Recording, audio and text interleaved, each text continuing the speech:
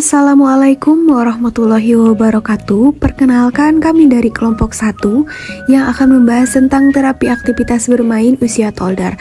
Adapun nama anggota kelompok yaitu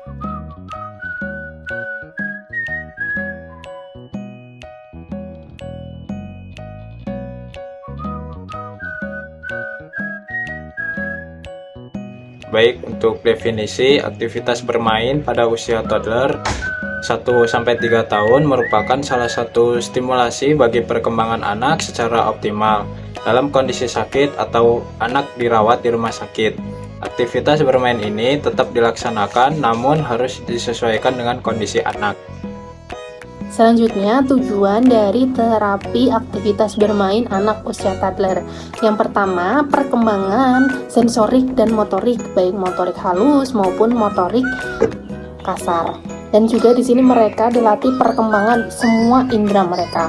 Yang kedua, perkembangan kognitif, yakni mereka di sini dilatih perkembangan mengenal warna dan juga mengenal bentuk-bentuk benda di sekitar mereka dan juga kegunaannya.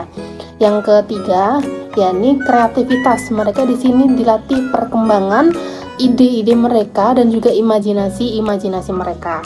Yang keempat, yakni perkembangan sosial. Di sini mereka dilatih perkembangan bersosialisasi dengan orang-orang di sekitar mereka dan menangkap hal-hal positif di sekitar mereka. Selanjutnya, poin yang kelima yaitu meningkatkan kesadaran diri atau self-awareness untuk memudahkan perkembangan identitas diri pada anak.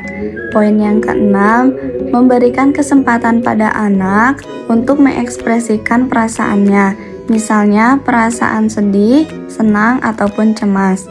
Yang ketujuh, bermain juga sebagai alat komunikasi, terutama bagi anak yang belum bisa mengatakan secara verbal. Selanjutnya, terdapat manfaat dari terapi aktivitas bermain untuk anak usia toddler. Yang pertama, manfaat bagi anak sebagai sarana atau metode yang memacu anak untuk menemukan ide, kreativitas, dan membantu perkembangan kognitif seperti perkembangan intelektual dan kecerdasan berpikir dengan berbagai macam pengalaman. Terapi bermain yang memperkaya cara berpikir serta meminimalkan stres pada anak. Lalu, manfaat yang kedua, manfaat bagi orang tua sebagai masukan bagi orang tua dan tenaga pengajar agar menggunakan metode terapi bermain untuk mengembangkan aktivitas dan kreativitas anak. Lalu, yang ketiga, manfaat bagi perawat sebagai salah satu metode terapi bermain dengan usaha mengembangkan aktivitas dan kreativitas melalui berbagai macam terapi bermain. Selanjutnya ada manfaat bermain pada anak di rumah sakit.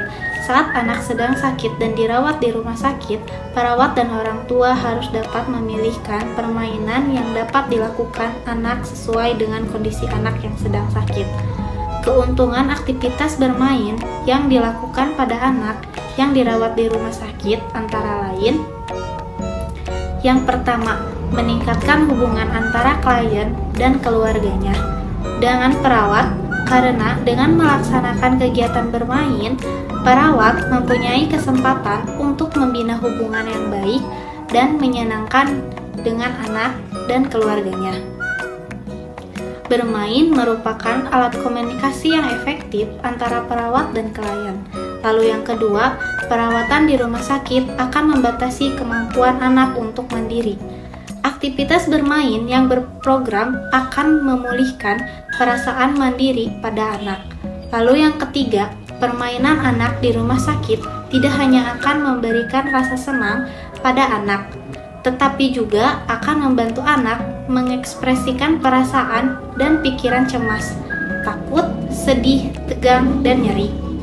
Lalu yang keempat, permainan yang terapeutik akan dapat meningkatkan kemampuan anak untuk mempunyai tingkah laku yang positif. Dan yang terakhir, ada permainan yang memberi kesempatan pada beberapa anak untuk berkompetisi secara sehat, akan dapat menurunkan ketegangan pada anak dan keluarganya. Pengaruh terapi bermain. Pada tahap usia toddler, anak cenderung rentan mengalami kondisi sakit karena sistem imun anak belum terbentuk secara sempurna.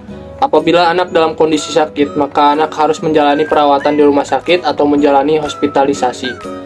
Hal ini akan membuat anak merasa ketakutan, merasa terancam, sepi, dan gelisah, bertemu dengan orang baru, lingkungan baru, dan cemas. Salah satu terapi neurofarmakologi yang dapat diberikan pada anak usia toddler yang mengalami kecemasan akibat hospitalisasi yaitu mengalihkan dengan cara bermain. Selain mudah didapat, permainan puzzle dapat dilakukan di ruang perawatan tanpa tempat khusus, serta beraneka ragam bentuk puzzle dan warna yang membuat si anak tidak bosan bermain puzzle. Jenis permainan terapi bermain berdasarkan usia toddler. Terapi bermain di rumah sakit. Bermain balok susun di atas tempat tidur bisa menjadi cara yang bagus untuk melatih keterampilan motorik halus dan kreativitas. Mendengarkan musik dari handphone atau radio juga bisa memberikan hiburan dan relaksasi. Penggunaan kreatif material seperti kertas, pensil warna, dan cat air dapat memberikan outlet ekspresi kreatif bagi anak-anak yang sedang dirawat di rumah sakit. Mereka dapat menggambar, melukis, atau membuat kerajinan tangan menggunakan bahan-bahan ini. Untuk jenis permainan yang disarankan untuk anak usia toddler, ada beberapa pilihan yang bisa dicoba. Yang pertama, parallel play. Mereka bisa bermain dengan balok sambil duduk berdampingan dengan teman mereka yang juga bermain dengan balok.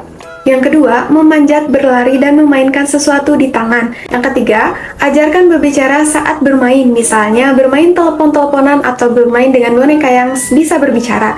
Yang keempat, boneka tangan bisa menjadi alat yang bagus untuk bermain peran dan mengembangkan imajinasi anak. Yang kelima, cerita bergambar. Membaca cerita bergambar atau membuat cerita bergambar sendiri bisa menjadi kegiatan yang menyenangkan dan merangsang imajinasi anak.